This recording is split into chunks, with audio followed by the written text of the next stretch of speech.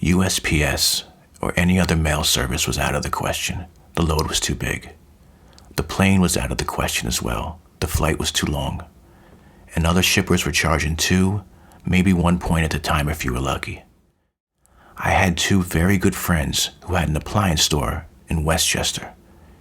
After spending some time in California and talking to some old brokers, I came up with this idea.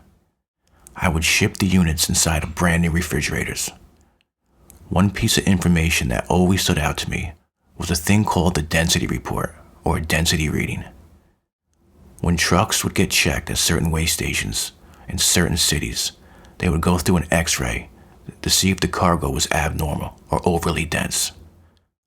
I believe it was 3.5 pounds per square foot. That was the limit before bells started to go off.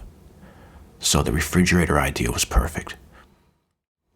They were cheap to buy. I could space the units out in fridges to beat the density report, and I could send 10 pallets with 2 to 4 fridges on each pallet for very cheap. I could set up an LLC in Cali and legitimately sell wholesale fridges to my friend's store in Westchester. Only my friends in Westchester weren't really keen on the idea. They wanted to see if the method would work.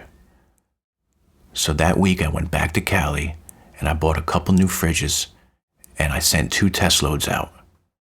3 pounds per fridge. I sent one to a private residence in Queens and the other to the appliance store, and they both landed safely. I eventually put together the 20K and ended up sending 45 pounds and 5 fridges safely. The only problem was the ungodly time it took to source, buy, ship, and sell the product. And the other problem was getting the cash back to Cali. After a year of taking way too much responsibility, I landed a great shipping contract. And that's all I did. No buying, no selling, no sourcing. Strictly shipping other people's units. And I came up with a great way to send money back, which was in return units from Westchester. I used to like using washing machines for the cash. I would remove the internal power sources and weigh them out, and then put the exact amount of cash in that weight of that power source. It got to a point where I was sending a lot back and forth, and the profits were amazing. But all good things eventually come to an end. My end came with a federal conviction. Thank God, not my life. Be kind to yourself and be kind to others.